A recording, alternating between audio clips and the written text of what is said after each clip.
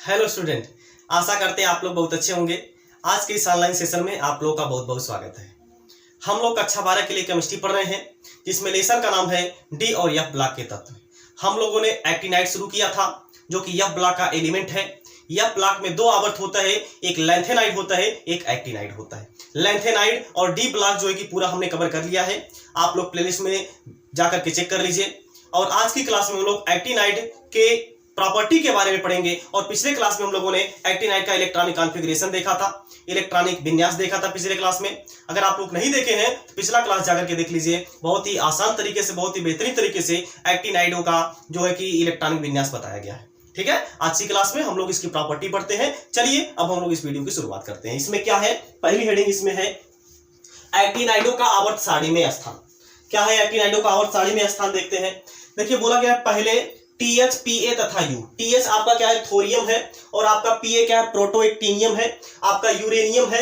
इसको बोला जा रहा है साधारण संक्रमण श्रेणी के तत्व मानकर क्रमशः 4, 5 व 6 में रखा गया था। यानी कि पहले क्या किया गया था, जो आपका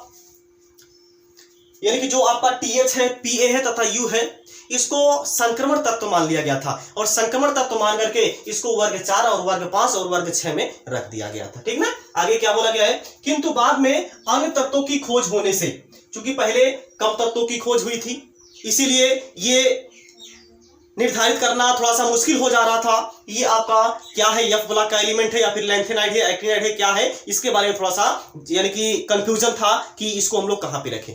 ठीक ना।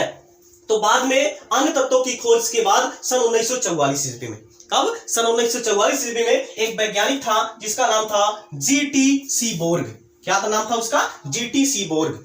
GT सीबोर्ग नामक वैज्ञानिक ने क्या बताया, लैंथेनाइड श्रेणी के तत्वों की भांति द्वितीय आंतरिक संक्रमण तत्वों की श्रेणी का सुझाव दिया, जिसे बाद में एक्टिनाइड नाम दिया गया। तो कौन वैज्ञानिक था, GT सीबोर्ग नामक वैज्ञानिक था। इसी ने एक प्रकार से कह लीजिए कि एक्टिनाइड श्रेणी के तत्वों का खोज किया था। यानी कि खोज नहीं किया था, यानी कि उसको व्यवस्थित किया था GT सीबोर्ग नामक वैज्ञानिक ने। ठीक ना। ये पहली इसकी प्रॉपर्टी है, इसको आप लोग नोट करिए। इसके बाद हम इसकी अगली प्रॉपर्टी की तरफ आगे बढ़े।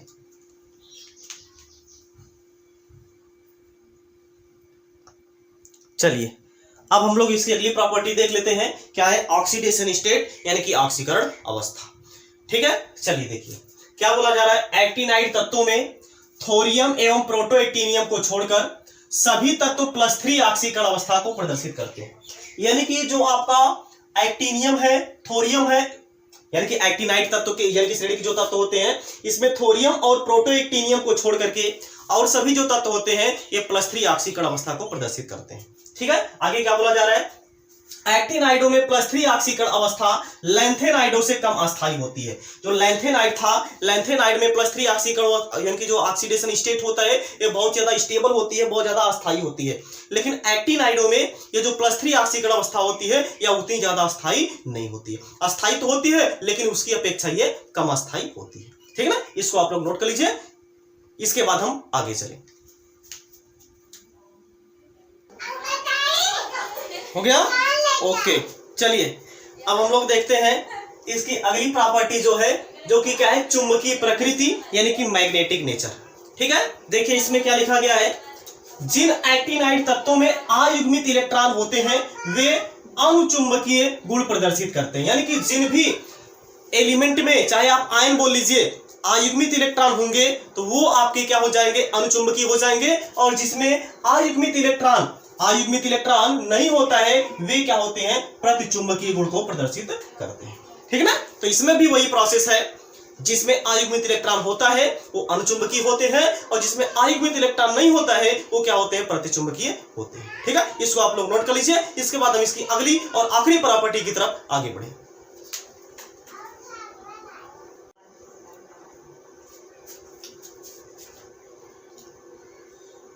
चलिए अब हम लोग इसकी अगली प्रॉपर्टी की तरफ आगे बढ़ते हैं। अगली प्रॉपर्टी यहाँ पे क्या बोला जा रहा है कि परमाणु एवं आयनिक त्रिज्या। क्या बोला जा रहा है इसमें, एक्टिनाइड श्रेणी में भी परमाणु क्रमांक बढ़ने से इनके आकार में निरंतर क्या होती है, कमी होती जाती है। मतलब कि इसके परमाणु क्रमांक जैसे जैसे बढ़ते जाएंगे इसके आकार में क्या होती जाएगी, निरंतर कमी होती चली जाएगी। ऐसा क्यों होता है, जैसे आपका जो इलेक्ट्रॉन होता है इसमें एफ उपकोष में इंटर करने लगता है, और एफ उपकोष की जो परिरक्षण प्रभाव होता है वो क्या होता है, सबसे ज्यादा कम होता है। इसको हमने पिछले क्लास में बताया था, जिसको हम लोग लैंथेनाइड संकुचन के नाम से यानी कि एक वीडियो बनाया है, उसमें आप लोग देख लीजिएगा। हेडिंग या फिर आप लोग यूट्यूब पर सर्च कर लीजिए lanthanide contraction by Mintu sir, उसको आप लोग देख लीजिए। आप लोग का ये जो कॉन्सेप्ट है वो क्लियर हो जाएगा। इसीलिए इसको भी नाम दिया जाता है एक्टिनाइड संकुचन। वहां पे क्या था, लैंथेनाइड की त्रिज्या में निरंतर कमी होती है, जिसको क्या बोलते हैं, लैंथेनाइड संकुचन बोलते हैं।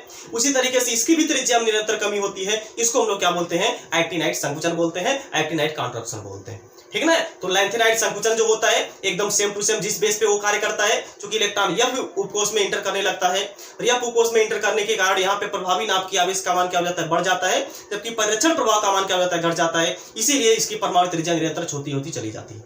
उसी तरीके से एक्टिनाइड में भी यही आपका होता है, यहाँ भी परिरक्षण प्रभाव का मान क्या हो जाता है, कम हो जाता है, जबकि प्रभावी नाप की आवेश का मान बढ़ जाता है। इसीलिए इसकी त्रिज्या भी क्या होती है, निरंतर छोटी होती चली जाती है। ठीक है ना। ये था आज की क्लास में।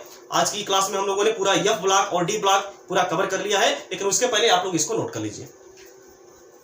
हो गया, ओके। तो आज की क्लास में बस इतना ही। अब ये आपका चैप्टर पूरा A to Z कवर हो चुका है। अगर आप लोग को ये वीडियो अच्छा लगा होगा, या फिर ये चैप्टर अगर आप लोग को एग्जाम की दृष्टि से बहुत ज्यादा हेल्पफुल साबित होगा, आप लोग इसको बेहतरीन तरीके से पढ़ लीजिएगा, और जितना भी इसमें बताया गया उतने आप लोग तैयार कर लीजिएगा। ये पूरा सिलेबस आपका कवर हो चुका है। ठीक है ना। तो अगले क्लास में अब हम लोग यानी कि अगला चैप्टर शुरू करेंगे। अब आप लोग एक काम ये भी करिएगा कि कमेंट बॉक्स में बता दीजिए कि आप लोग कौन सा चैप्टर पढ़ना चाह रहे हैं। ठीक है ना, क्योंकि आखिरी चैप्टर बचा हुआ है, जो कि क्या है, कोऑर्डिनेशन कंपाउंड उपसा संयोजन यौगिक। ठीक है ना। अगले क्लास में हम लोग उसी को शुरू करेंगे, अन्यथा अगर आप लोग कमेंट बॉक्स में कोई दूसरा चैप्टर शुरू करने के लिए बोलेंगे तो हम दूसरा चैप्टर भी शुरू कर देंगे।